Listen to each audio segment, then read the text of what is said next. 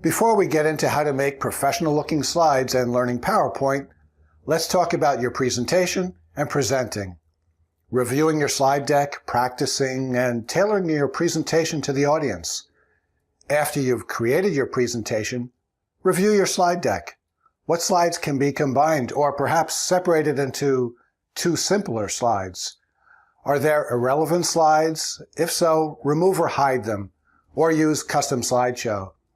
There are lessons for each of these features in this course. Don't jump around in a presentation. Put the slides in the proper order. If your meetings are more dynamic, or perhaps it's that monthly review meeting that runs long and your time gets cut short, and you have time for just a few of your most critical slides, consider using summary slides, custom slideshow, or presenter view. This will save your audience from seeing you flip through slides on the screen as you search for the correct slide. You'll learn about summary slides and presenter view, and you'll look like a rock star using them. Next, practice. Practice, but don't memorize. And if you do make a mistake, don't worry. Only you know what's in your notes. Don't apologize, correct your sentence if needed, and continue. Book the room you'll be using ahead of time so you can practice. Practice and connect to and use the equipment and have the right cables or software. If they're remote attendees, practice handling the e-meeting software and audio conferencing service. Know the shortcuts. Know how to disconnect that person, that put the call on hold, and has music on hold. That's just disastrous. It's the kiss of death. I've seen that happen to senior people with several hundred people on the call. It was just a mess. The meeting had to be rescheduled. Record yourself with your cell phone and listen for any stall words you may use like Be comfortable with silence. It's okay for you not to say something as you're thinking or going to the next slide. Don't read your slides. Text on the slide should be very concise. You're there to discuss the details and bring color to your presentation. If you're in the front of the room, face your audience, not the screen. If a microphone, speakerphone, or webcam is in use, always treat it as live. Don't say anything off mic you wouldn't say on mic. When you're done, post the presentation someplace where the attendees can access. Links to data or reference information that appear on a slide should be in the notes section. And try to save a tree and minimize the organization's expenses by not printing 100 copies. Know your audience. I've been in a couple of thousand meetings over the years, so I've got a few tips that will help you. First, know your audience and gear your approach and the slide deck to the people in the meeting.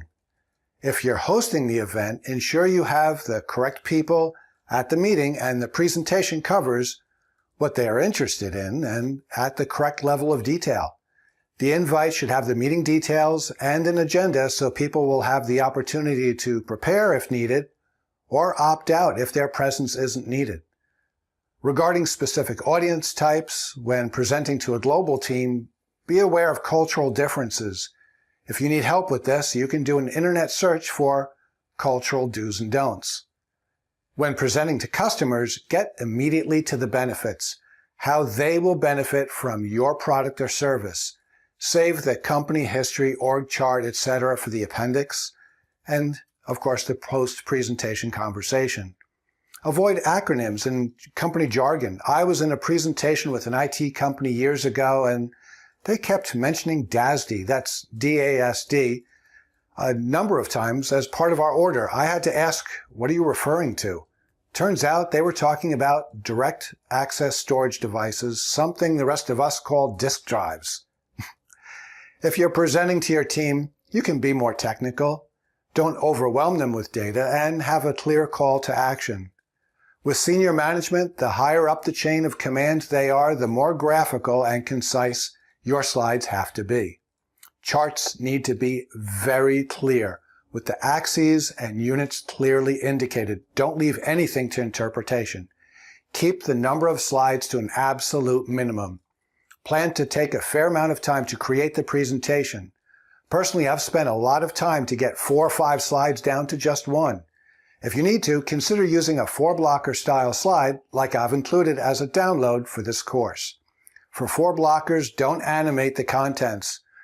You want all the text immediately visible and talk through the slide left to right, top to bottom, as is shown on the template. And if the senior person in the room says, "Got it?" proceed to the next slide. They got it. They don't want further discussion. If you continue talking, you're going to just annoy them. Please don't just report on metrics. Reporting metrics is a clerical function, and I can just go look at a digital dashboard for that info. A leader or future leader analyzes the data, discusses the reasons behind anything unusual and what will be done to prevent bad things from recurring. If you do bring up an issue, make sure you have a solution or options to propose, or tell about actions that are already being taken. If you use statistics in your presentation, please make sure they are accurate. If something is way off or just doesn't look right, check with whomever is responsible for that data or service. Maybe something unusual happened, like a delayed data feed or a vendor failure. You don't want to present bad data. It'll be embarrassing to you or put someone else in the hot seat that just doesn't deserve it. When you create a slide, include a link or note regarding the data source in the notes section of the slide. It will make it easier for you or others to follow up. If you do have what you think is bad news, make sure to discuss it with your manager before the meeting. This way they're not blindsided, and to ensure the information is accurate and can work on a plan to address the situation before the presentation.